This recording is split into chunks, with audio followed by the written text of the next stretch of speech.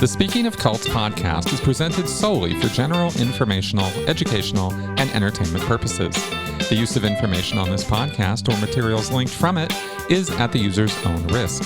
The views, information, or opinions expressed by the host and guests are solely those of the individuals involved and do not constitute medical or other professional advice. Hello and welcome to the Speaking of Cults podcast. This is Chris Shelton, your host. And as you can see, this week I am joined by special guest, Ashlen Hilliard. Hey, Ashley, welcome to the show. Hi, thank you so much for having me on. It's great to see you again, and I'm excited to chat with you for a little bit here. Yeah, me too. I mean, I've been looking forward to this for weeks. When we first scheduled this, so all y'all are going to learn who Ashlyn is and why I'm so excited today. First off, I will lead with Ashley and I both did the Psychology of Coercive Control master's program at the University of Salford. We are alumni, I guess you could say. And we are alumni, although we didn't get a hoodie or a shirt. We did not. What's up with that? Anything. All I got was the diploma. I got that, or the certificate. The paper. The piece of paper. I know. That's right. That's it. That's all I got. Anyway, but we both have that common shared experience, and we have also both continued working in the cult recovery, counseling, assistance, education field. This is a pretty niche field in the world out there. It consumes our lives. It's everything we do, but out in the big wide world, it's a little niche, isn't it? Have you found that to be the case? Extremely niche. There's helping people who've left coercion, extremism, cultic dynamics. There's that, which is niche. And then there's within that, there's different sort of routes that people can take if they want to work in the field, or even just do advocacy work. So for example, some people go on to be licensed mental health professionals. Others go on to work for nonprofits, anti-trafficking nonprofits and things. Some people go sort of the government routes. And the route that I sort of went was more psychoeducational in nature. The work that I do with my LLC, People Leave Cults, is I offer support for families who have loved ones in cults. And so my title is I'm a cult intervention specialist, and I work as a part of a specialized team who helps families and talks about the ethics of intervention and, what support can be offered and what that looks like. And then I also offer support for survivors who've left cults in more of a consultant capacity, more of an educational capacity. I find that, and maybe this is you too, Chris, sometimes people who leave cults don't even know what support is available or who to talk to or where to look or what they need in terms of recovery resources. And the internet can be extremely overwhelming to navigate. And I would say it's good in that we actually have more cult recovery resources now than maybe 10 years ago, for sure, in terms of the organizations, the support, the amount of mental health professionals who are getting trained.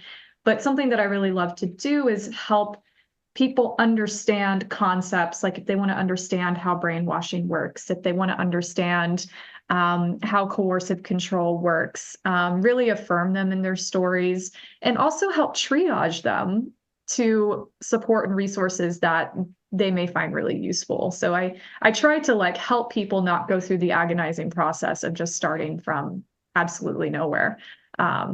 Yeah, exactly. I think you and I are on parallel paths in many ways. Certainly in terms of the post-cult, consultancy and intervention work, et cetera, and trying to just help people understand this stuff. Yeah, I feel like that's what you and I really like to do. I don't know about you, Chris, but I never wanted to go the therapy route for me personally. I appreciate everything that therapists do in holding space and doing that kind of work. But I really enjoyed the education, the consulting, being able to have sort of the flexibility of being an intervention specialist, working with we work alongside therapists, of course. It's very actually essential to do that.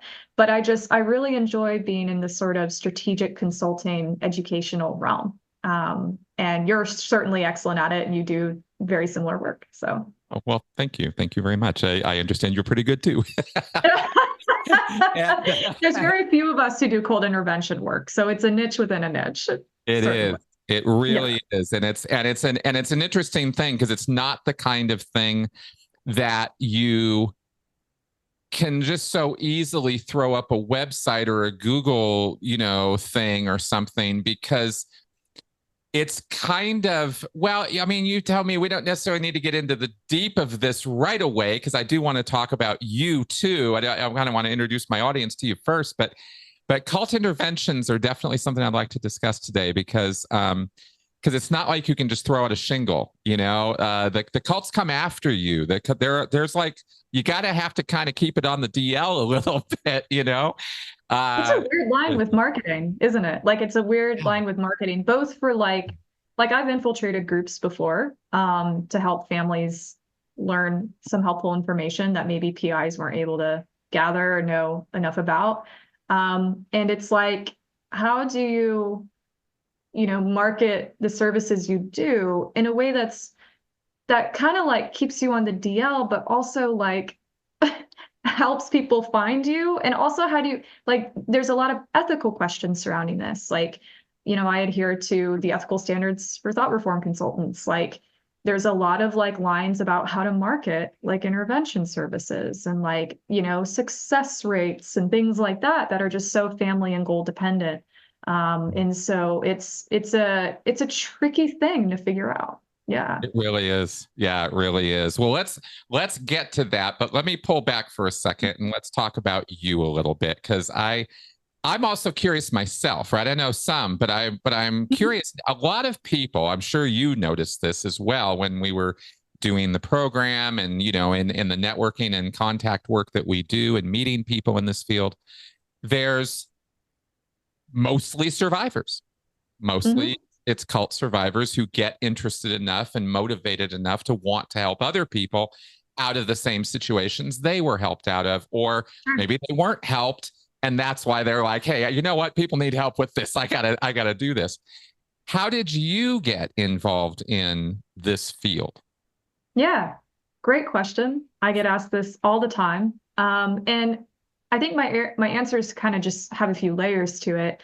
I was born and raised in a more fundamentalist leaning conservative Christian sect. And it was something that's been in my family for generations, on my mom's side at least. And so it's a really big deal when someone departs from that particular kind of belief system and faith system. I grew up a military kid.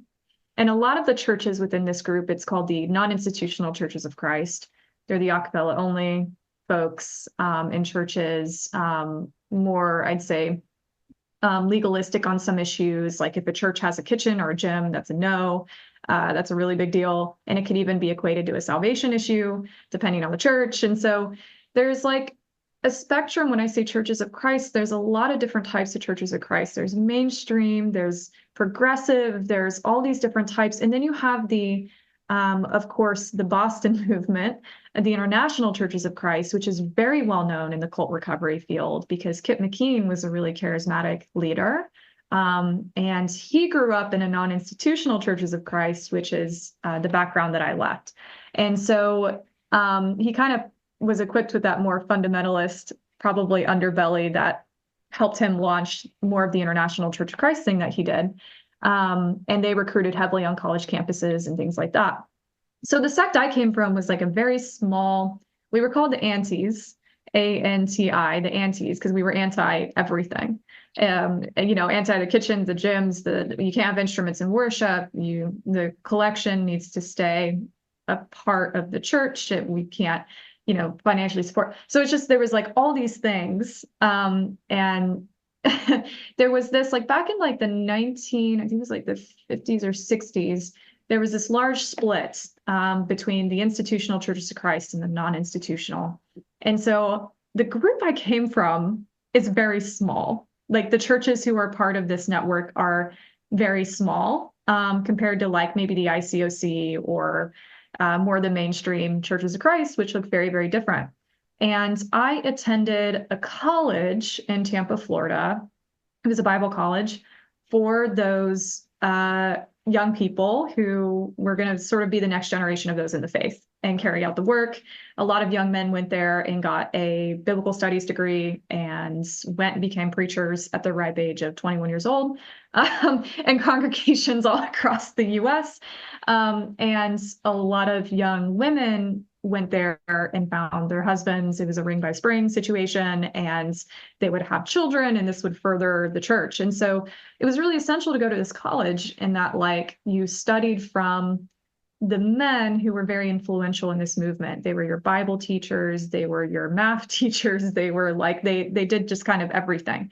And so I went to that college, and you know better than anyone, Chris, that like people have like very different experiences in these type of groups.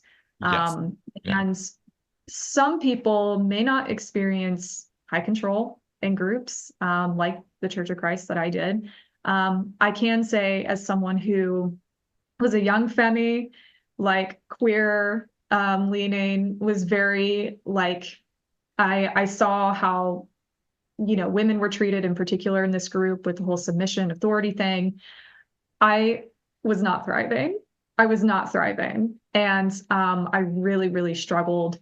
And thankfully, I met my best friend in the group, and we've been married going on 8 years this year.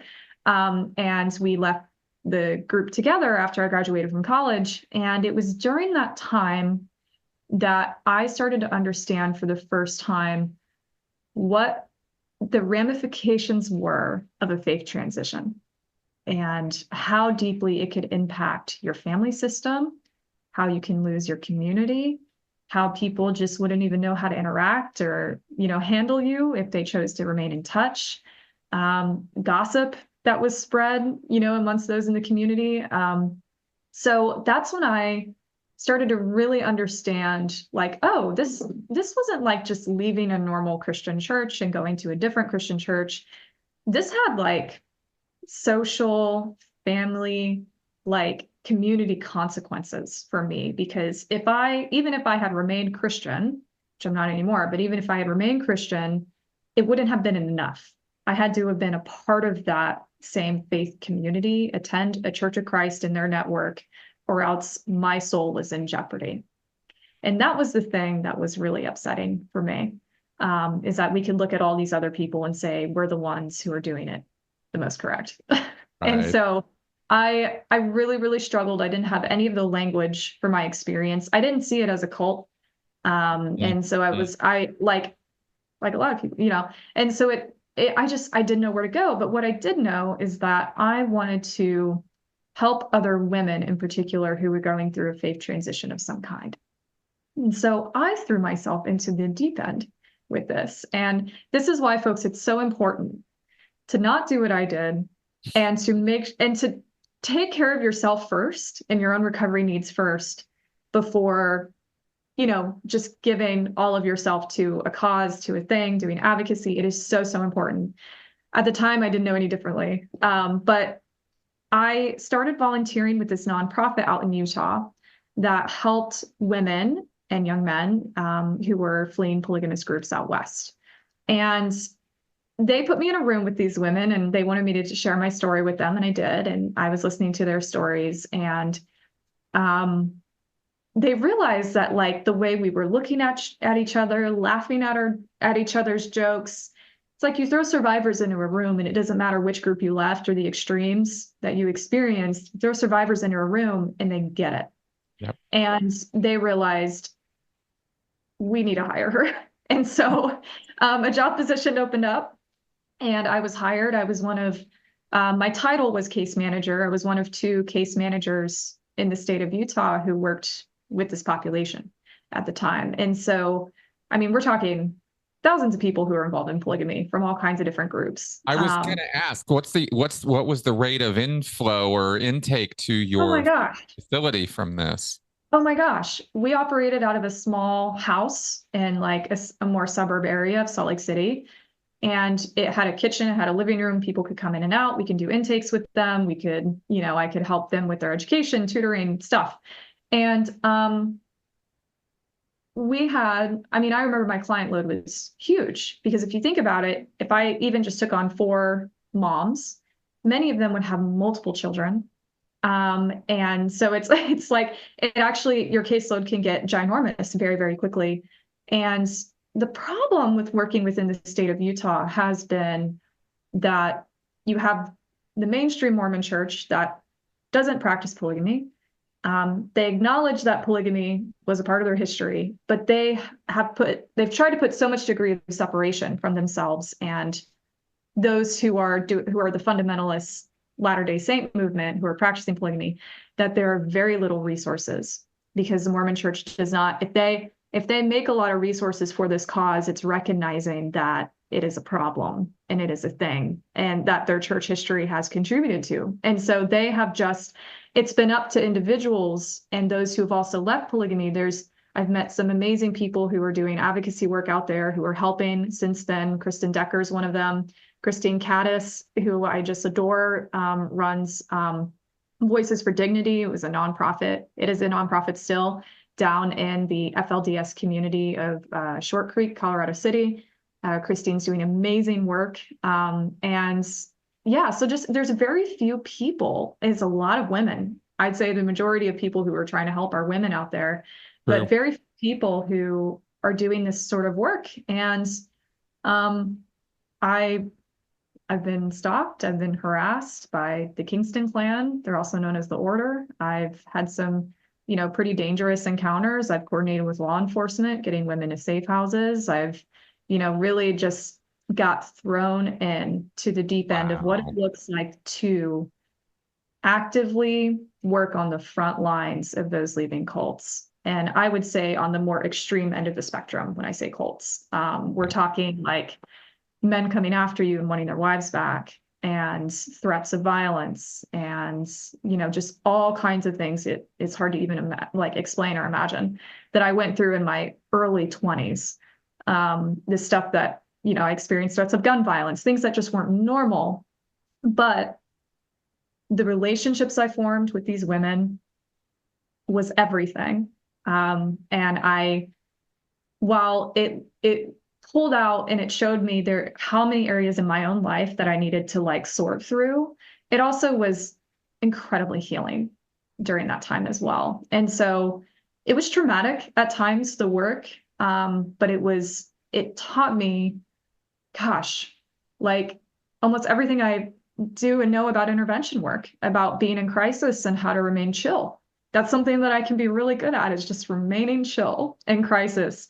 And I feel very comfortable helping people in crisis now. And so I'm really grateful for that time spent. And it was during that time that I came across the International Cultic Studies Association and was like, oh, this whole thing exists. I submitted a proposal about my work and what I was doing out in Utah, and I was accepted. And I went to a conference in Philadelphia back in 2018. I think I was one of the youngest. We were there together. We were there together. I didn't know you at the time. I didn't know didn't know a single person there. Right. And the director at the time, Michael Langoni, was like, I think you're one of the youngest speakers we've ever had present at a conference, which is just amazing. And I was stoked about that. I didn't know anyone there, but spoke, and then a position to open up with ICSA maybe 6 months later, and I applied and was selected to work with the director, and then the director of event stuff, and ran conferences and traveled. And this is kind of how I'm into this network today with you, Chris, is these connections in the field. And it's everything. You have to have community like this when you're doing such niche work. That's right. You have to. It's absolutely true. In fact, I wonder, that conference is where I first met in person, and actually, I think met at all, Rod and Linda Dubrow Marshall, the people who organized and run that Yes. program we did. Mhm. Did you meet them there as well? I met them there, and I remember looking into, they had just started the Psychology of Coercive Control program Yep. around that time, I believe.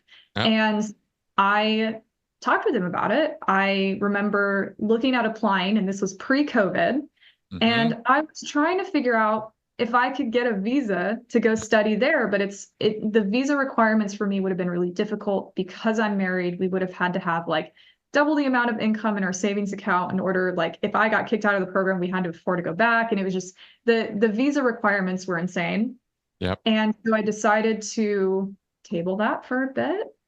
And then when COVID happened and I was full-time employed with ICSA, I said, you know what would be crazy? You know what would be crazy is if I did another thing. Yep. Let's do another thing because why not? And so the program was actually really helpful because I felt like I had a lot of real life experience, both as someone who has been in a fundamentalist group and has experienced marginalization in that arena, and also my work with those who've left polygamous groups. Like I had a lot of the real life experience, but they provided an academic framework that was just a different approach to all of this that I found to be very, very useful and helpful to sort of have that academic lens and the frameworks and the things that I still use with people today when I'm doing psychoed. Yeah, big time, big time. I can relate totally with everything you've said here today about how you got there. Very, very similar for me. And I wanted to ask you about the program, and you just answered it before I even got there, which is awesome. Because that's kind of what it did for me too. Is you have this you have the life experience of being in a cult or coercive group, getting away from that, and then realizing what that's all about, and going, oh yeah, okay, and then you make the decision to go help other people with it, and that brings a whole nother level of understanding and work. And then you even have people chasing you with guns and stuff, and then then there's that yeah, it's a little bit of a wake-up call, right? Because it's a really different thing. It's like when I was working with some of the folks you are in some intervention work, and it's really eye-opening. It's like it's really like, oh, how different it can be, and yet all the principles are the same. Coercive control is coercive control.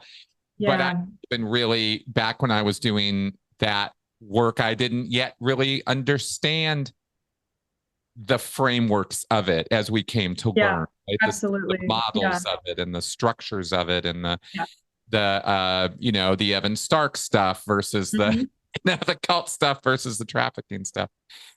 And I wanted to ask you more about that in terms of how did the program change your approach or change your thinking about the work? Yeah, I think what the program ultimately taught me is that there's not one right way to recover. And I think as we sort of navigate, and Chris, we've talked about this before more informally, but as we sort of navigate people who are offering recovery services, who are speaking in professional capacities or academic capacities, or whatever have you, like there's not one right way to recover. People's experiences are so individual, so nuanced, and I just try to, no matter what framework makes sense to them, no matter if they want to label their experience a cult or not a cult, no matter if like they see all these things as a way, like they are the own experts in their story. Like you are the own expert in your story.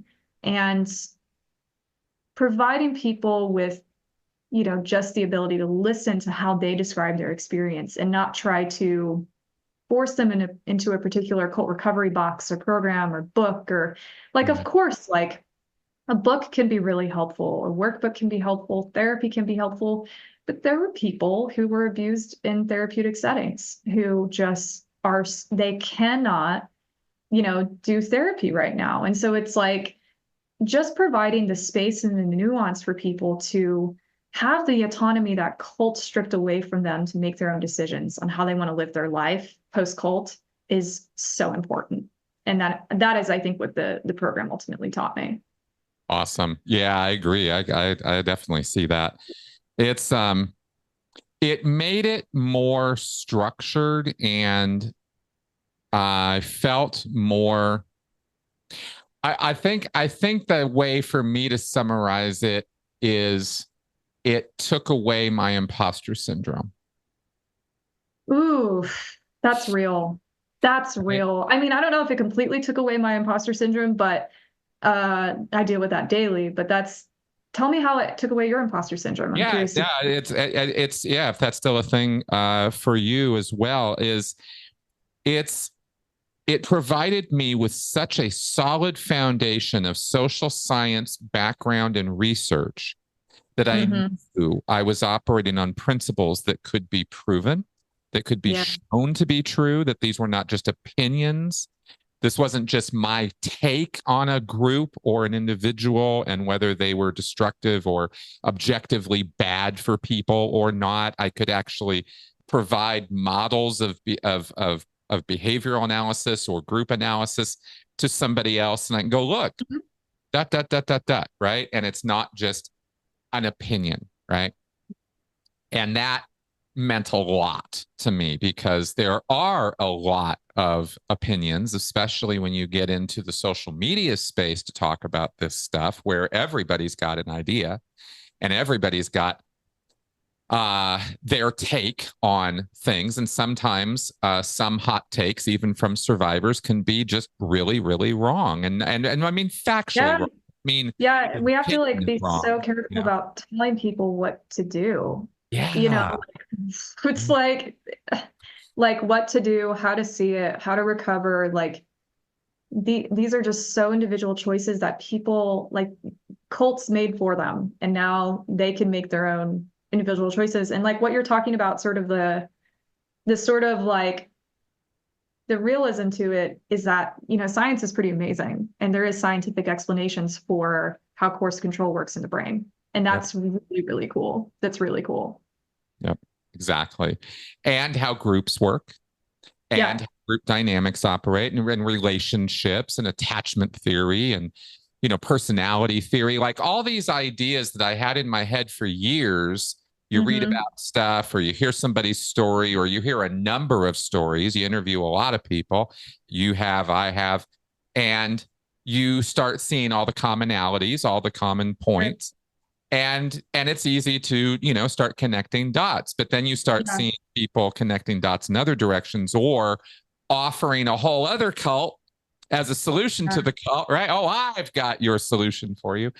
And as you so correctly point out, it's like, no. That's the exact wrong way to go about this, in that if there is a right and a wrong way to go about it, really keeping people's power of choice and self-determinism, I guess you could say, for lack of a better term, front and center when you're dealing with people in recovery is crucial. It's absolutely crucial. Otherwise, you're just laying another layer of control on. Totally. Right? Totally. Who wants that? Yeah, who wants that? But at the same time, I feel like as humans, especially if we're used to a system that is so black and white and does tell us there can be a comfort in being told what to do. Oh, yeah. And I think the tendency is, and you alluded to cult hopping, which is something that gets talked about all the time, is, when we leave a coercive group, we find other people or other dynamics or other groups that our bodies are so used to responding to on like a molecular level, like being sort of told what to do in these ways. And so sometimes freedom and autonomy are far more frightening. And yeah, there's something really enticing about being told how to get better or how to recover or what to do next or what to believe in now. There's something really enticing about that, for sure. Well, for sure. And the fact that some people who don't, just because you've come out of the experience doesn't mean you understand the experience. And that can be the challenge, is people know that. Some people know that, some people don't, right? Some people come to realize that. And it's all about helping them along, right? Helping them along, not demanding or putting, strictures on them as to what they can and can't, must not, et cetera, kind of do. But that can be real scary for people, especially when they come from a life which was so rigidly structured that they never had to think about what they were going to do next or had to understand anything, because that's not part of the picture when you're in a cult, right? Yeah. So that whole adjustment transition period is a real it can be a real tender time for people, and it's easy for others to take advantage of them in that state, and then they are back in the soup again. I feel like, when it comes to cult recovery education, consulting, therapy, whatever route people take, for me, it's like if the people you're around and seeking recovery from and help from, whatever form that takes, if they're not offering hope, then that's something that for me can be a really hindrance to people having confidence again in themselves and their abilities to, move forward. I think offering hope is just so important. And I think offering hope can be more valuable than even any educational model that can be shared with survivors of abuse. Yeah. Yep, I agree completely. And I wouldn't have necessarily said that a couple months ago. Yeah. But I agree with you at this point on that, and I'll tell you why. And I'm curious about your take on this. Is that I recently interviewed Dr. Schleider, and she, I think, works out of Stanford or Harvard. She's Harvard trained, and she has this model of short-term one-off treatments, short session, right? Yeah. A single session model. Yeah. And they have had fantastic work with that. They've had fantastic results with that, statistically speaking, on par with longer term treatment programs. You're going to do a 12 or a 14-week program of cognitive behavioral therapy or emotion focused therapy or trauma focused therapy. Well, you could get the same result out of a 90 minutes, or an hour single session intervention, right? Apparently, statistically speaking, that's the thing. And what I sort of took away, rightly or wrongly, from my interview with her is that the key component of that single session intervention is getting across to somebody that something can be done about it, that there is hope for them as an individual. And that apparently is such a powerful thing to teach someone and get across to them so that they really think that's true, that it alone can provide that morale or psychological boost to their mental health and to their self-image. And I think that's absolutely fascinating, because it tells us that hope alone is the major factor in the road to recovery. And I think that's kind of an important thing to know. Totally. I mean, and it's easy too when we talk a lot about academic frameworks to kind of lose the really real human offering of what hope can do. And it's on my website that one of the values that I hope that I carry and that People Leave Cults carries is that hope is what keeps us moving against problems that often feel too big for any one person. Yeah. And what coercive control does and what high control groups do is they strip you of the ability to have hope beyond what they offer, or the relationships they offer, the community they offer. And so I think it's really important to let people know, leaving is hard. I think actually reclaiming and having a life afterward that's healthy is even harder. And people need to know that there is hope in that. And I think that, like you said, it's I think hope is more important to instill for people and to support people in than any certain approach is just my belief. Yeah. I can totally align with that. No, totally align with that. Absolutely. Because if you remove it from the equation, what are you doing? Yeah, what do you have? The person is learning everything you're trying to teach them and doing all the steps of whatever workbook you've handed to them, but they have no hope. Then where are you going? Right. It's such a fundamental. Huh, that's interesting. Yeah. I love Uh, that we went up on that. I do. I like that that's where the conversation took us. It's yeah. something I've not talked to many people about. It's really important. Oh yeah, no, I think and like I said, until I had that conversation with Dr. Schleider, I really hadn't connected with that as such a Mhm. baseline, because it's one of those things that's so easy to take for granted that you don't even think to say it out loud. But then when you realize the power of it, and the SSI studies are what kind of gave that to me. It was like, wait a minute, what are you doing exactly when you do this short session this Yeah. single session intervention thing? You're giving them hope. Wait a minute, what? And that alone, right? Yeah. It's a Yeah, it's big amazing. deal, right? It's a real big deal. And of course, it's very, very common sense, sort of counteropposed to or juxtaposed with, well, what do cult leaders do? What do manipulators and domestic abusers do? They suck all Mhm. the hope out of the relationship. And Yeah. the person is needy and clingy and codependent and must be part of the relationship. And there's no hope in that, you Right. know? So it really does make a lot of sense when you sort of look at it through that lens. I wanted to ask you a little bit about your experience with, or what you might be able to say about ICSA, the International Cultic Studies Association, because this is a long-term, this is an organization that's nonprofit, it's been around for a long time. There's a lot of resources available online through a library they offer, and they do a journal and they do papers and stuff.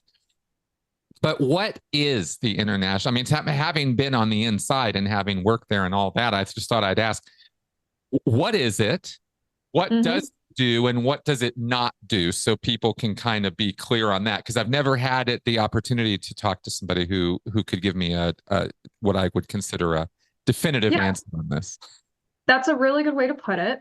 I've worked for ICSA for about 3.5 years, Yeah. and they were really excited to bring on someone who was sort of like a part of the next generation of helping professionals, because something that they have not been doing super well throughout the years is finding ways to really catalyze the next gen of professionals, get them mentors, get them plugged in, help them build this community. Um, you'll notice amongst the board at ICSA conferences, it's people who've been involved with ICSA for years and years and years and years. And that's great. We need that. There's nothing wrong with that. But it was interesting for me to always be one of the youngest people at a conference. And also I felt like the the tone of the conference, it strives to be really professional and networking and style, and yet they try to be everything to everyone at the same time, where they do have survivors attend, they have survivor focused workshops, they offer different talks for therapists and things like that. And so there's all kinds of different people. The positive is that there's all kinds of different people who interact with ICSA. And I think ICSA, what it did for me in the past was it provided me a chance to get to know and connect with people in the cult recovery community who did all kinds of different things. And it was really interesting and helpful, because like I wouldn't have met my mentors, Pat Ryan and Joseph Kelly, if it weren't for ICSA. I wouldn't have met people like you. I wouldn't have heard about the Salford program. And it was really just through, and I think for me, like attending one conference wouldn't have been enough to do any of these things. Um, it's so sad for me, Pat and Joe, to look back upon that we were all at this conference. There was an after party at their house. I didn't know who they were. We could have been friends for like 2 whole years before we've been friends. And I'm just like, oh, 2 years lost potentially. And which is really depressing. If you know Pat and Joe, it's really depressing to think about that you missed out on those 2 years. Yes, Um, they're great yeah, guys. They really are. yeah, yeah. And Mhm. when I worked there, the executive director at the time was Michael Langoni. Michael had been around for years. Certain board members have been around for years. It's an organization that I think where it struggles is it struggles to find a way to meet the needs of the cult recovery community today. I think they have a lot of like mission statements, opportunities, maybe not mission statements, but they have a lot of like they're doing a lot of different things. Okay, how about that? Yep. They do the journal, they do conferences, they run things, they have like, they have a lot of different subcommittees, they occasionally do an arts program, like they have a lot of different things. And getting plugged into one of those things can be helpful. But it's not for everybody. The vibe isn't for everybody. Right. And I will say, like, my time there, provided me with the connections to be able to start my own LLC, get mentors, do intervention work. And I'm so grateful for that. But there's a lot that the thing with ICSA is it's like, it's been around for, gosh, like over 35 years. Is that right? I should know this because I worked there for years. And when I entered ICSA, I had never heard of ICSA. When I started working there, I didn't know anything about ICSA. I didn't know about the history. I didn't know about all this stuff. And this organization has a lot of history. It's got a lot of fucking history. And there's been a lot of problems and changes and celebrations and positive things on the opposite end. Like there's been a lot. And I know like what my generation craves is more transparency, is we like to see things that they want to do differently versus what has been done in the past, some of their viewpoints on certain things. I'm not trying to talk in like absolute abstractions here. No one come for me in the comments. I'm trying to ride this line very, very well of like providing the nuances to this organization. Right. But I know my generation craves like transparency, accountability.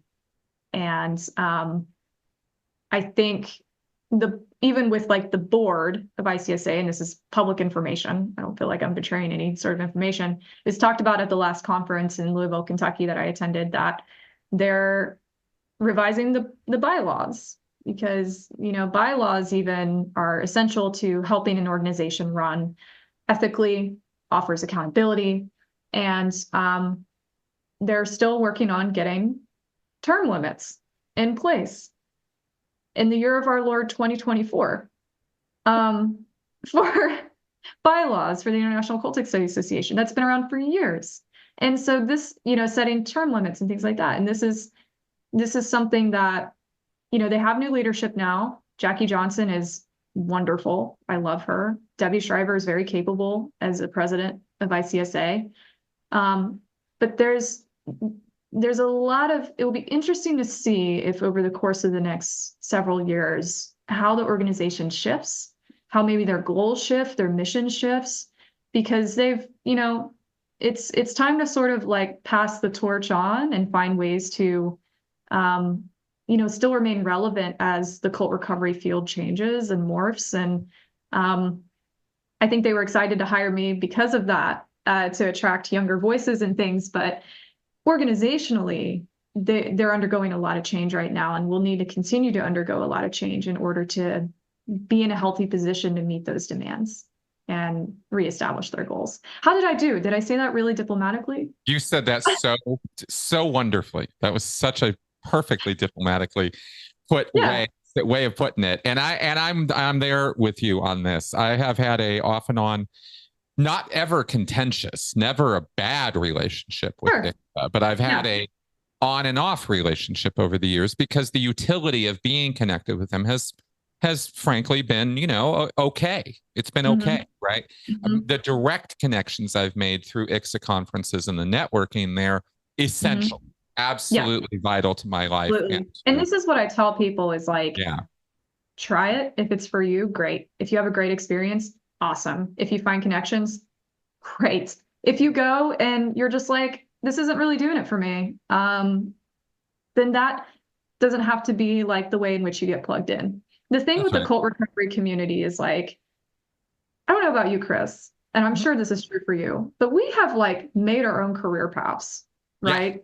And it's not like you have to get plugged in with this person or that person in order to get sort of the stamp of approval as to like the career path you've created for yourself. Or it's a very like, it's kind of a weird field in that sense. It's not like you're going to a nursing conference and you're all nurses, working in different capacities. It's like so many different people from so many different walks of life who are doing so many different things professionally. And that can be a really good vibe, or it may not be your thing. And I think, yeah, like I always encourage people to try things and network and see how it goes. Like it's, Exactly. yeah, I think yeah. my point of departure with that organization when it has come up has and again I it's funny because I'm not even trying to be careful for any reason like I'm afraid of something. It's more of I support this organization's goals and mission statements, and I want it to succeed. So I don't want to create, in asking you or talking with you about it, I don't want to create this bad image of, oh, those guys. I don't want to have a black and white kind of thinking about this group, right? ICSA is a lot of things to a lot of people. But I have found it to be, as what you said earlier when you said that they try to be everything to everybody, that includes, unfortunately, and the part where I really get a little upset is where it becomes a group for the cult apologists in academia as well, where, Eileen Barker has been given front and center attention for years in that organization. And there are many, many other people who are on that side of the fence in academia where they don't think cults are a thing. They don't think thought reform is a thing. They think it's all hokum and fantasy, and we're the problem.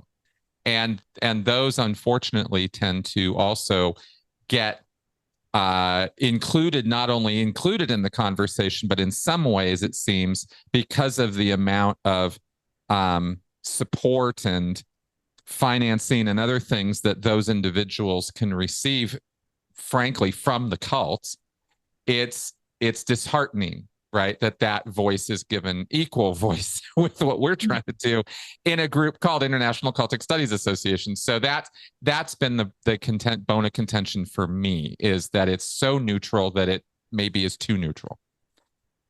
What's your take on my criticism? And in your sorry, I'm just repositioning because my legs are falling asleep. Your what you say about that is a view that a lot of people share. It's not my first time hearing about this. Right. And I'd say, like, what's been really interesting is, because I worked for them, I had the opportunity to, like, at the Manchester conference that I helped organize, I showed up and I had the opportunity to have wine and dinner for multiple nights with Eileen Barker and get to know her, and Gordon Melton, a guy who really you met Gordon Melton as well. Oh, I have severely criticized that man's work. Well, let me tell you, I don't agree with a lot of his work. Yeah. Let me tell you. But it was I guess, like, I know this sounds counterintuitive, but I really enjoyed meeting with these people. And it was an opportunity to, my thing is, like, I like to talk to people and get to know them before I'm, like, in a position to really offer any sort of opinions about their work or things that they've done. And it was a really, like, fascinating, like, I talked to Gordon Melton for probably 3.5 hours straight, Chris. Wow. And what is amazing about to do that, I just never. Yeah.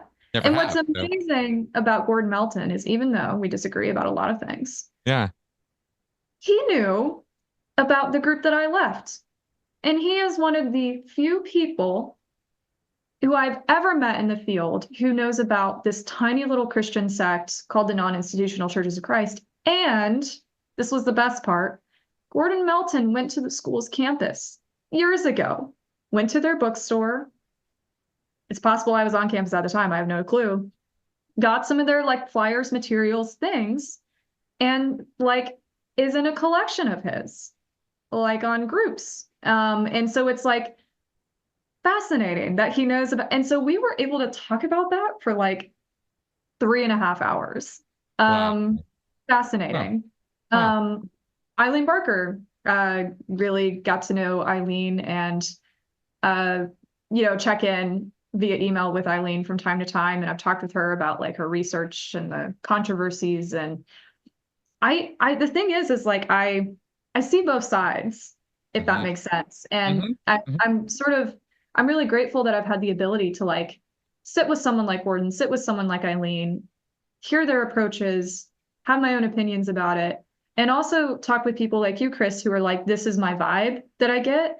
I respect, it's like I respect both. And I think what's really interesting is like, I think what ICSA doesn't do is if you're gonna be really, really neutral, right, with a lot of these different issues, it would be almost nice to like prepare people for knowing that they may interact with people from very different viewpoints across the aisle. Does that make sense? Like it's Absolutely. like I think people assume if they go to an ICSA conference that maybe it's just cult survivors or maybe just networking or maybe just an academic thing, and they may not expect to see someone in Hare Krishna robes who is one of the PR reps for ISKCON there. That's right. That's right. And so that could be a scary thing. And Yep. so it's I think that's where they run into some challenges for sure. Yeah, I think so. I think you're right. I think you're right. Yeah, I only got to interact with Eileen during a bus ride at one point in Philadelphia in 2018, and I was not Is this in prepared. Philadelphia? At that Philadelphia conference. Yeah, Yeah, she was there, and I just wasn't prepped or prepared at all for the conversation. So I don't think I sure. I can had the imagine, and that's conversation. the thing is like I can imagine. I can imagine. Yeah, just I And yeah, it just yeah, threw. like as a person, as like on an individual level, I think Eileen is really sweet. I love Yep. Eileen. I think she's caused controversy in the field, and yet I think she has contributed some really great things. She's worked with Pat and Joe on cases, and she's Yep. helped them get contacts in the UK within the police enforcement there to help get people behind bars. Like she has actually been able to help in a lot of these different ways that have been extremely positive, and yet I can also say in the same breath that controversies exist, and your opinions on all of that are extremely valid. And I think if there was a way in which ICSA could almost like the history needs to be known, like with this stuff. And I feel like maybe they try to talk a lot about the history, but maybe not in a way that is like there's so much rich history within ICSA's background and what it was originally and what it's turned into and how it like the era of deprogramming, like something that I do all the time with intervention work is I'm educating families about deprogramming, what it was, why it's extremely unethical, and why we do things differently today. And that history is incredibly essential. And even talking about some of the main people like Ted Patrick who were involved in deprogramming, it's like it's part of the history of this field. And as people like you and I are like carrying on the legacy of different ways to contribute in this field, it's like, how can we educate people about the history, the players, the different organizations that have been around, like positives and negatives. Like there's so much history with this stuff. It's not all good and it's not all bad. And it's tough. It's a tough line to walk for sure. It really is. This is a field that if it's very interesting in that, and maybe this was also an outgrowth of doing the study and the research and the writing and everything that was demanded of us in the program, where you really had to focus. You really had to like kind of like, okay, no time for bullshit now. We got to get down to like provable facts, objective reality. That's what I have to write about here. I can't write about how awful Scientology is because I had such a bad experience. I have to actually show some things now, right? And I got to really lay this out, and I got to find research and back it up and all the academic stuff you do. And it puts you in a really different frame of mind about the topic, where the emotions kind of move aside and you have to now focus rationally completely on this thing. And when you do something like that, I think it opens the door in your mind a little bit to having to accept the factualness of some of the statements on the other side, the counter opposed positions, right? That I have to now, and in other words, nuance. Right? The whole concept of nuance comes back into the picture. Nuance and homework, and also like my advice to people is don't be afraid to get in there. Have a conversation with someone like Gordon Melton. By Yep. all means, he's lovely to talk to. Like, have a conversation with someone like Eileen about her work and the controversy. Like, have conversations with people who you hear things about and like want to know more. Like, just like my thing is always like, have conversations with these folks so that you can be in a position to have sort of a well-informed opinion, about like their stances, their work. And but the thing is like, I'm not afraid to sort of get in the lion's den with this stuff. Like I can be really comfortable, and not all survivors are maybe in that place Right. where they can. And that's something that I always encourage people to do if they're in a healthy enough place that it's not triggering for them to talk about the different ways that these people see these issues. Yeah, exactly. Exactly. Well, I think where I was going with all of that is that's that headspace you're talking about there of like being comfortable, get triggered, that kind of thing. I think that program kind of gave me that, where exactly. don't think I would have had that before. I was more snarky. I was a little bit more attitude before that, and it gives you this broader appreciation and frankly a little bit more of a rational, objective look at things. And I think that's really, really necessary if you're going to be doing work like what we're trying to do, where you're going to actually sit down and talk with people about their past and their experiences and their group that you don't know anything about. And what you're going to learn about it is from them and their experience of it. And realizing that just because they're saying these things doesn't necessarily mean it's objectively true, but you're there for them and you're walking them through the process and then sorting all that out through the process of it, right? So the truth of the thing is not, anyway, it's a very interesting thing dealing with human beings and their emotional needs through all of this. Oh my gosh. And there's a lot of egos in the field. There's a lot of egos in the field, and I hate to say it, but I'm saying it, I'm on the record. There's a lot of egos in the field, in the cult recovery field, people. And it sucks that like if you're a survivor and you need help, the last thing you want to do or worry about is trying to navigate these different egos, personalities, people who see themselves as like, like it's just so interesting to me. It's so interesting to me. Yeah. And like, I never want to get so lost. I know I'm not perfect, but I never want to get so lost in like this whole, there's one right way, look at my credentials, that you forget to instill hope in people. Like that sort of goes back to hope. And like, someone can be extremely qualified to help you and know their stuff, but are they offering you that hope that you need? That's right. That's exactly. Yeah. I think that's a great statement of that. I think that's really good, because I don't want to, and in fact, I want to push back against this sort of desire that lives within us, this little monster that lives within us, right? Of the drama monster, right? The like, let's tear other people down. Let's go make this personal. Let's go make this a fight. Let's go make this a conflict. This is the field that how professional you're dealing with somebody when they're not doing that, to the degree that they're not doing that crap, right? Yeah. And unfortunately, people, psychology, you study this stuff and you realize right away, well, everybody's kind of got their stuff. So yeah, I want people to succeed. Like I do. I want, different advocacy groups. I like it.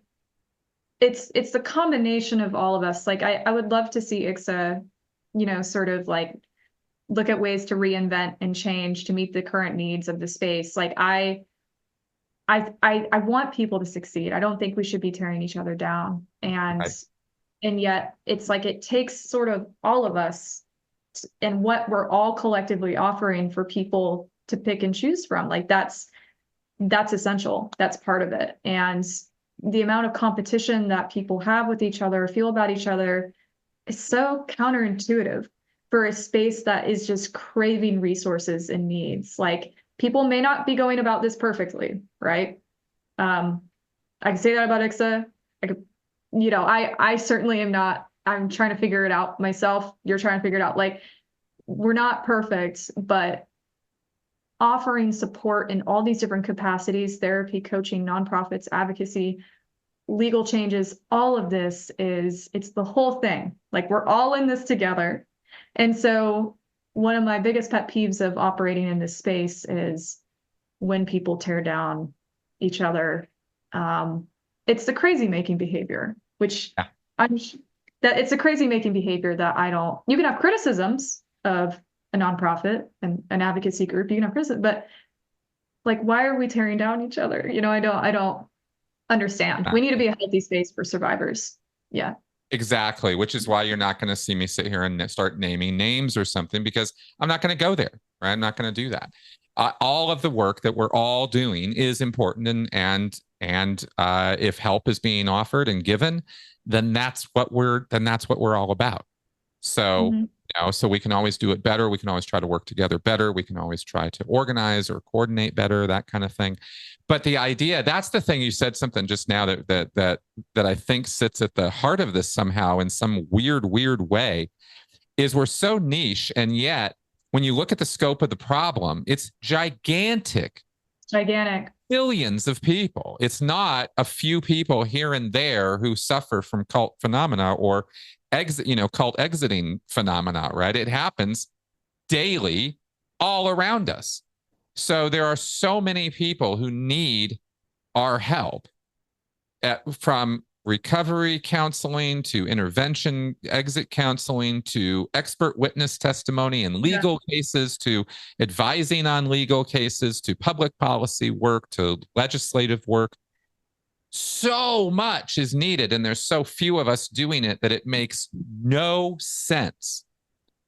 If you took all the resources of all the podcasts and all the organizations and all the individuals and all the therapists and all the work that we're all collectively doing, it's a drop in the bucket compared to what needs to be done. Yeah. So why would we spend our time tearing each other apart over this? And unfortunately, we see this in ex-cult communities of every stripe and flavor.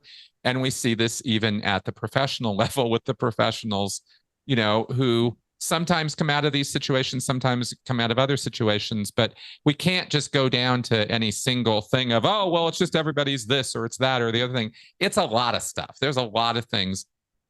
Probably the word ego probably helps explain most of it.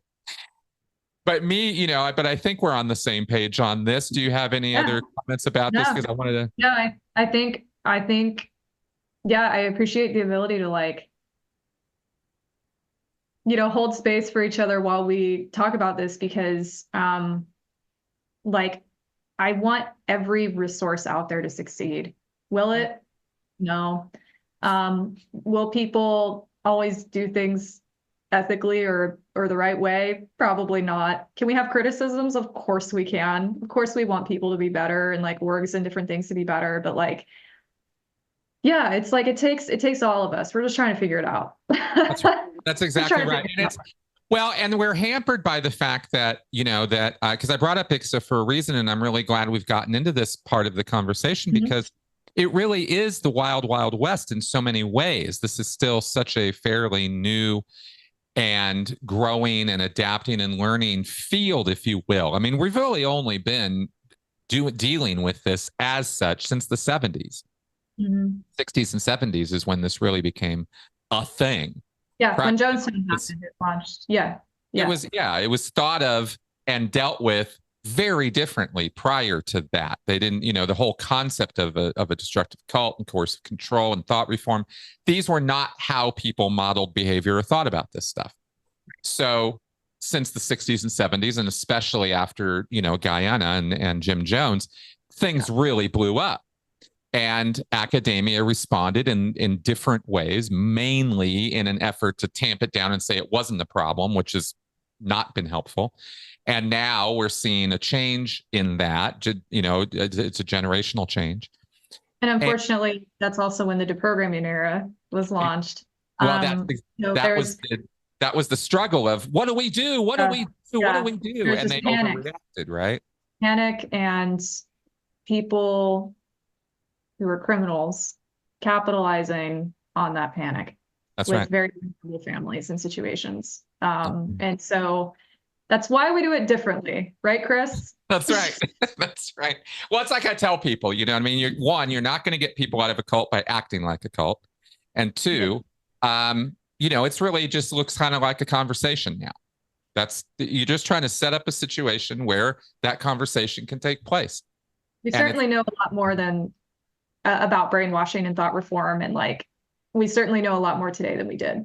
big time, big time. And by the way, and not insignificantly, a lot of neuroscience research has really helped in this field. Yeah. A lot. So there's all kinds of positives here. I was curious, because I don't want to just harp on ICSA or make it out that this is some anti-ICSA podcast, just because that's not why I brought that up. Welcome to the Anti-ICSA podcast. Today, Right. your hosts, Chris Shelton and Ashlen Hilliard, Right. will be discussing the positives and negatives. Yes. No, I hear you. I agree. Yeah, No, it's not the point at all. But like, for example, there are other groups and organized activities that are organized that are not ICSA, that are completely separate things, that are Totally. also very much full-time, flat out working on this stuff. We have Cessna over in Europe. There's Jilly Jenkins, full-time thing that she's running to help people recover. She's training therapists. Yep. Yeah, so let's talk about those for a little bit, because it's not all just about ICSA, and if the conversation was just about that, it would be pretty damn limited, in fact, because there's a lot of other things going on in the world. What have you run into with all that other stuff? Well, I think what's really interesting is like ICSA is like labeled as like an international thing, International Cultic Studies Association, international nonprofit. And where I have like really loved doing the work and finding myself connecting is finding ways to make the work available in your own communities is something that's just absolutely huge for me. And yet knowing that there are people internationally like Jilly who could offer certification and training for therapists in the US and also, abroad, very helpful resource. You have groups like Cheetah House, which helps meditators in distress who've left meditation groups, and they're heavy on the neuroscience. It's run by Dr. Willoughby Britton, who works in the neuroscience lab at Brown University. Heavy on the neuroscience. They're doing amazing work. There's lots of trafficking response, advocacy, anti-trafficking orgs out there, both statewide and on a national level. The work they're doing is, gosh, it's like so in tandem with like cult recovery in a lot of different ways and coercive control. And I find that it just takes like people in a community, no matter where you are in the US, if you don't have a cult recovery resource, maybe you can make one, or maybe you can connect with people who would be interested in offering something or offering a training, or maybe you can contact somebody to like come into your area and do like a little half-day workshop. Like, I love that. Like on a community level, on an international scale, this stuff is needed, of course. But on a community level, for me, that's where the momentum starts. Like the momentum for me starts on a community level, because these are the people every day, could be your neighbors, could be people who you are meet, at a coffee shop. These are the people who need those resources. And having international nonprofits and things like that is great. But having the connection that the community can support you with is, I think, just as amazing as well. Yeah, big time. Well, funny you mentioned that, because something else I wanted to ask you about is in May, I'm coming out to Portland, and I'm going to be part of this conference that y'all are putting on. And I got super pumped to learn about through another individual who is kind of under the radar right now, and whose name I'm not going to name. But I was real excited to learn about this sort of structured support, meeting sort of format or forum for cult survivors, and this is something you have worked on or helped put together or organize, and it's not just in Portland. And it's not just a one-off conference. This is a regular structured thing. What is it? Yeah. So we're called the Spiritual Abuse Forum for Education. It's called SAFE for short. And the guy who it's funny, the whole acronym thing. I grew up a military kid. I was very used to acronyms. Right. And he spent some time in the military. Ken Garrett did, and that's probably why he loves acronyms. He was also a paramedic and stuff like that. So the acronym exists. So we're the SAFE network. And it was founded by Ken and his wife, Sharon Garrett. They live out here in Portland. I live out here in Portland. And they were involved in a really abusive, awful Christian cult out here. They had a charismatic leader. They were living communally, which was interesting for a Christian group to be doing. It kind of sounds more New Agey in that sense, but living communally out here. Unfortunately, he abused the cult leader, abused many of the young women within the group, and it's just horrific stuff. And it was front page news out here in Portland for a minute. A lot of public records and files surrounding this stuff. It really it was a big deal in the community. And Ken and Sharon left this group, and it was really important, and this is where I talk about how recovery can look very differently for people. Yeah. It was really important for Ken to go to school to get a master's in divinity, and to sort of sort out what healthy Christianity looked like for him, what healthy faith looked like for him. Because in that process, it really, before it was the cult leader, telling them how to believe, how to interpret this stuff. Yep. And he wanted the opportunity to figure it out for himself and learn from an institution that was teaching this stuff. And he's now a pastor out here in Portland. And man, if you're going to have a pastor, what a great pastor to have, someone who understands very intimately what coercive control dynamics look like, what cults look like, who has really experienced some horrible Christian cult culture. And he started SAFE, I think maybe 6 years ago now. And they just started meeting. He really just wanted to provide support to people who had left groups out here in Portland. And they just started, I think they just started meeting. He preaches in a really gorgeous historic, it's a historic German church downtown. And they have places downstairs where people can just meet in the community for different things.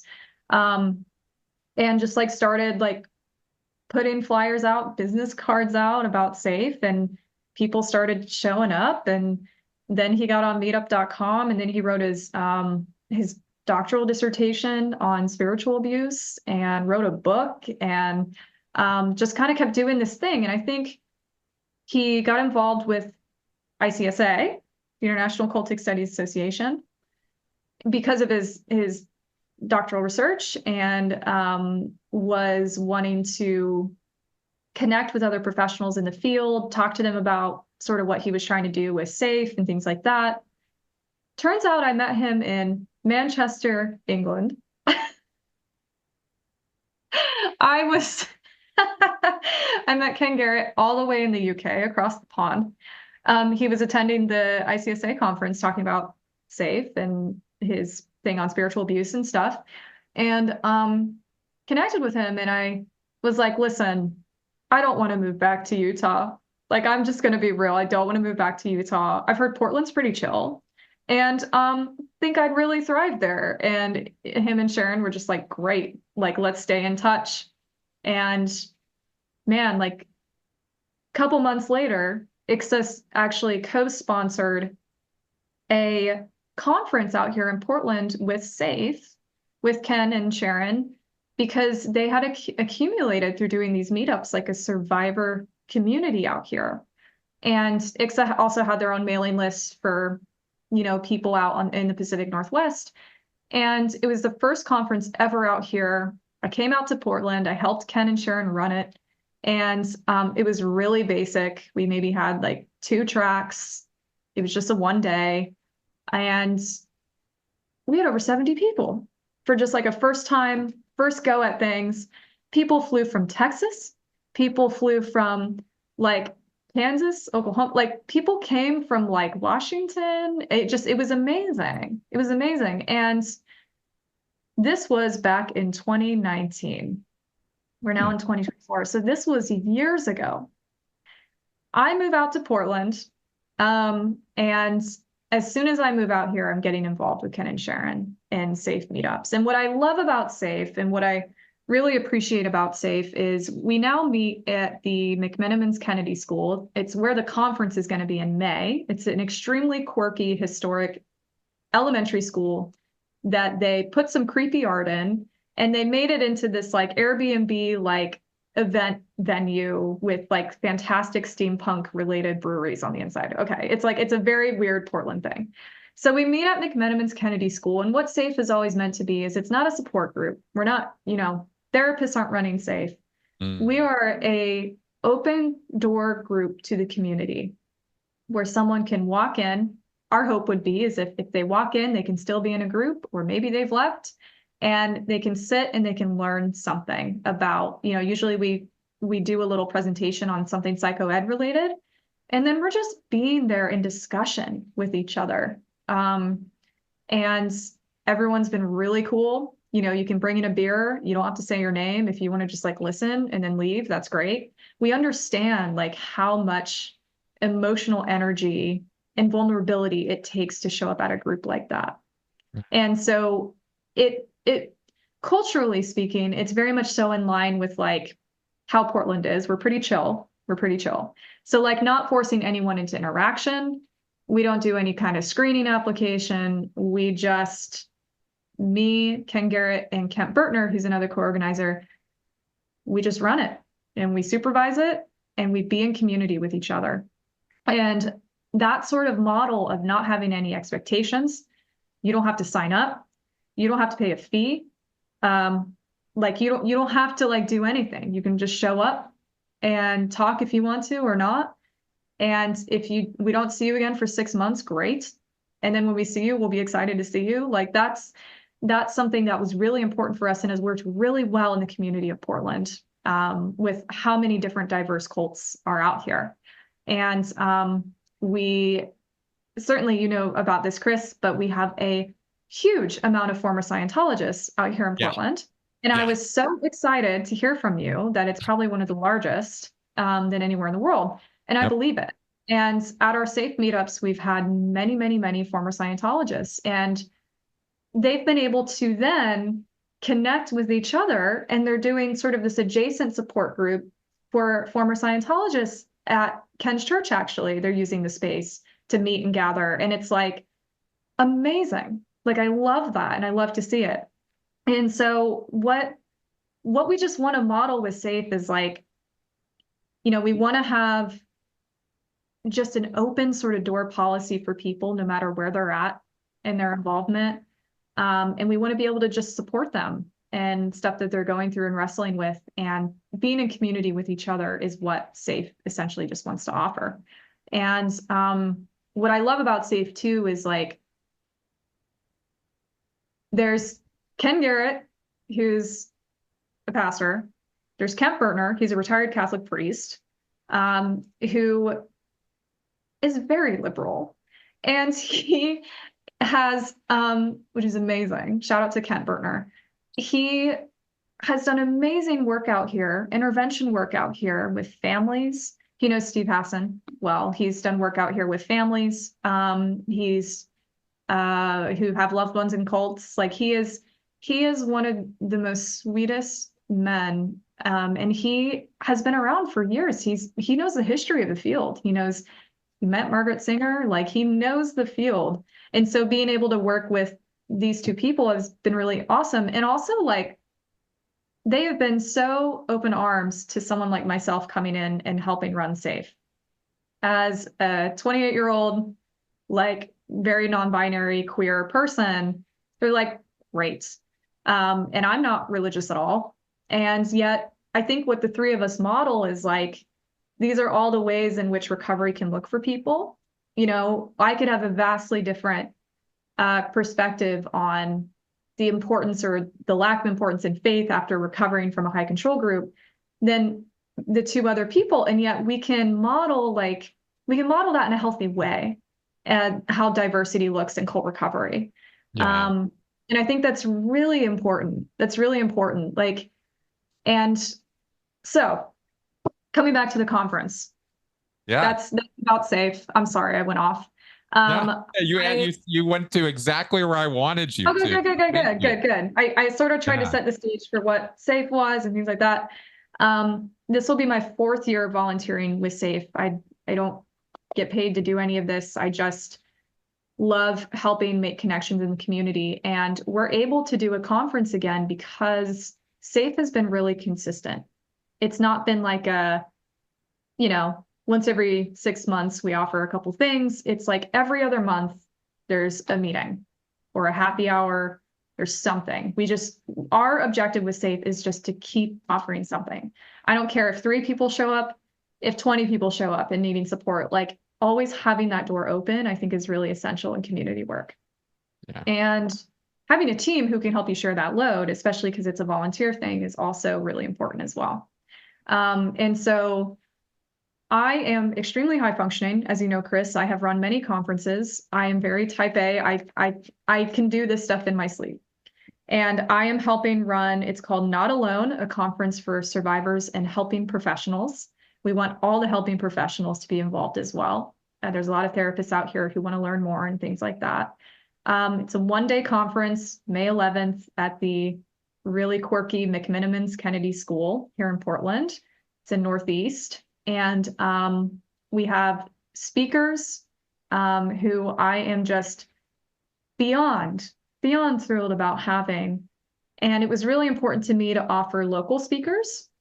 And it was also really important for me to bring in the next generation of cult recovery professionals who many of whom have received our same degree, who have had the training to do this stuff.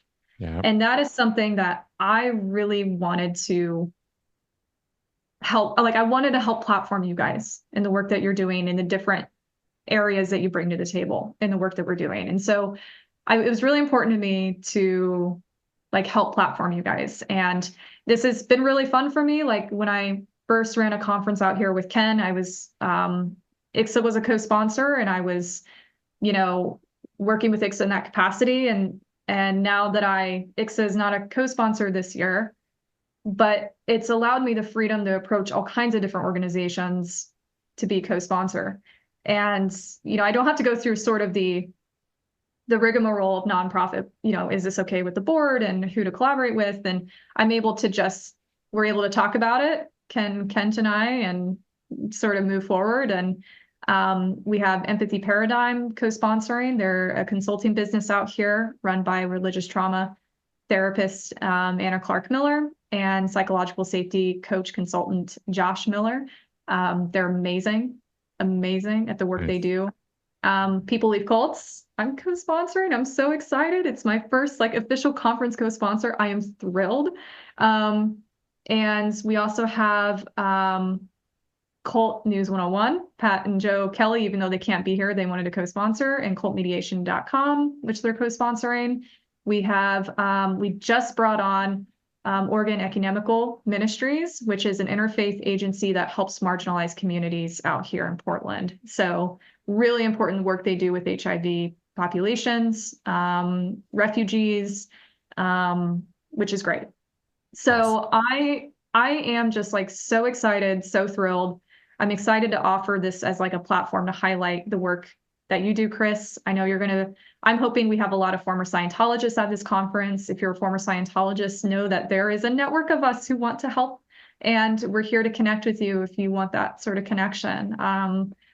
And yeah, I just wanted to say thank you to you, Chris, because I feel so supported by my colleagues for doing this thing. That is, I just feel really supported. I'm amazed and a loss for words, really. I'm just trying to help fortify our network out here in the Pacific Northwest. And this is where the work starts, is in your own communities. I want to empower people and let you know you don't have to work for a big nonprofit to do this stuff. You don't have to You just got to have a team of people who can get in there and get the work done. And being neurodivergent helps. I am neurodivergent, and being able to I am high functioning. It's not always a good thing. I'm excited. I'm getting tested for ADHD after the conference, actually with a psychiatrist, and I'm thrilled. But finding people who can just make it happen. You just got to make it happen. You just got to do it. Right. And that imposter syndrome's there. But you just got to do it.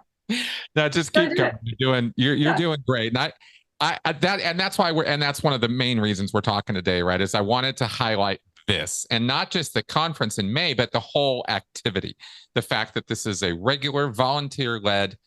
You don't have to have a therapist leading it. This is not some licensed activity. This is a volunteer community support activity. Yeah. And I wanted to encourage people who are listening to this right now. If you've ever been out there wondering, what can I do? What should I do? Is there anything I can do to help? Yeah, there is. And this is exactly the kind of thing that we could use help with. So if it is at all something you're interested in being involved in, I'm going to put the contact data for, it's site here. safeportland.org. And our information about the conference is up, our meetups is up. And I think that we've talked about taking SAFE on the road, different parts of Oregon, different parts of Washington. And honestly, SAFE is a model that really works for the Portland community and our style, the way we go about it. Culturally speaking, it's a really great approach for us. And your community, a SAFE model may be helpful. It may also not be, depending on where you're located and how, interpersonal interactions and cultural things, all these things are a factor in helping it make approachable for folks. So yeah, I'm always happy to talk to people who are interested too in helping people in their own community, but maybe don't know how or where to get started.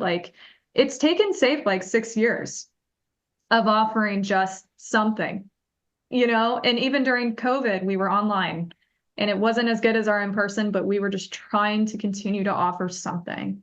And you just got to keep showing up. Yeah, exactly. And it all helps. And again, let's remember, it's about hope. And that if you can instill hope in somebody by literally showing up, you're doing the work. I mean, it's not like this is super, super complicated, hard. You don't have to go get the master's degree in therapy and get licensed in order to help people, right? There's so many things. It's just as valid. It's just as valid to take different tracks. And yeah, I just want people to know that the work you're doing is valid, even if you're just doing some advocacy stuff on the side, or even if you're just being a listening ear for a friend, it is valid, the work you do. Exactly. Well, there you go. So that's what I wanted to get out there for people, because there's always that call to action that we need with folks, because people want to help, they want to do something, but they don't necessarily know what to do. And it's not a full-time, drop everything kind of commitment. It's do what you can do. And if this is something that you think would be helpful or useful in your area, that would go beyond any one cult. I mean, this is a broad reach, and that's what I love about it, because it's not Aftermath Foundation specific only to Scientologists, and no hit on the Aftermath, but that's a very specific thing. There's other groups that are specific to specific cults. They have XJWs, ex-Mormons, this, X, that, and those are all needed too. This is no hit, right? It's just we need it all, and we need a lot more help, because like with mental health treatment, the real big barrier is not who you see or what treatment modality is applied to you. It's getting in there in the first place. 4 out of 5 people can't even get in the door. I feel it's very similar for ex-cult survivors, trying to get help. Is where do they go? What do they do? And this could be something that could be very useful for them. So yeah. Thank you, Chris. And thank you for highlighting this. I think the work you're doing is amazing. If anyone wants to chat with me about the field, if they have questions about different resources, I'm always happy to chat with anyone. I know what it's like to sort of make your own path into this, and it's not easy. It's not easy. And just know a lot of us have tried to do it and are still figuring it out, to be honest. Like, it's not easy. Like, we're all just figuring it out. And like, you have support. You have support. And thank you for plugging the conference. I'm so excited. I'm so grateful to feel supported by you, Jennifer French, Deanna Levy, Dr. Erin Falconer, Natalie Stockdale, people who have done the program, who are coming out from out of state to support this conference. It means the world. Like, it's just such a cool thing. So thank you. Oh yeah, I can't wait to get out, because it's going to be like a little mini, reunion. It's a reunion. We need to throw a party at my place specifically for the MSC people. Yeah, absolutely, absolutely. Yeah, it's gonna be fun. All right, well, Ashley, thank you very much for taking the time today. Thank you. It was so lovely. Thank you. I appreciate your time. And yeah, it's great. It's great to talk to you all the time. So thank you. Big time. All right, folks out there, like, subscribe, share, do all the things. Obviously, we've been talking about, cult consultation. That's something I do. That's something other people do, right? And Ashlyn, how exactly do people reach out to you? Do they just go via the Safe Portland site, or how do they find? Safe Portland is what I do, and I volunteer out here. If you go to peopleleavecults.com, you can reach me, and you could subscribe. And I do cult recovery consults as well. I help families who have loved ones in groups. So you can check out peopleleavecults.com and shoot me an email from there. Yeah. There you go. All right. Cool. Okay, good. All right, folks. So like I said, if you're interested in that, then reach out in that direction. And Ash, I'm sure we'll talk again. I'm sure we will. Thanks, Chris. You bet. All right. See you guys later. Bye-bye.